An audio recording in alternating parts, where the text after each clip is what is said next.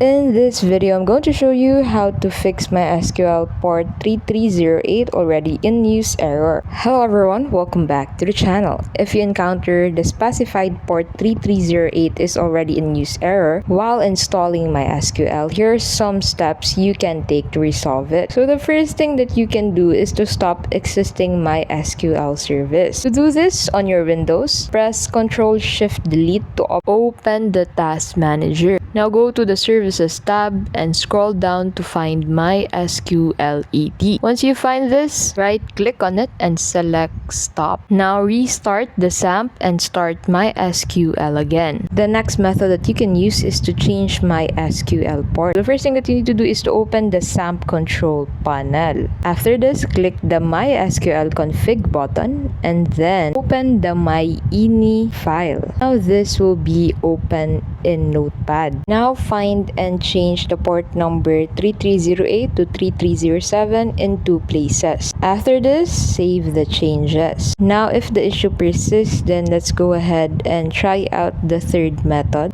Uninstall MySQL properly. If you tried out the two methods mentioned above, then the best thing that you can do is to uninstall MySQL on your device. To do this, uninstall MySQL from the control panel. To the control panel, go to Programs and Features, select MySQL and click Uninstall. After this, remove the existing database information. So back up any data you need. Now delete the data directory. To do this, run the command prompt as admin and execute net stop MySQL and sc delete MySQL. Remember to adopt these steps based on your operating system and specific setup. Thank you so much for watching. I hope you found this guide helpful. If you did, please don't forget to give this video a like and subscribe to keep updated with our latest videos.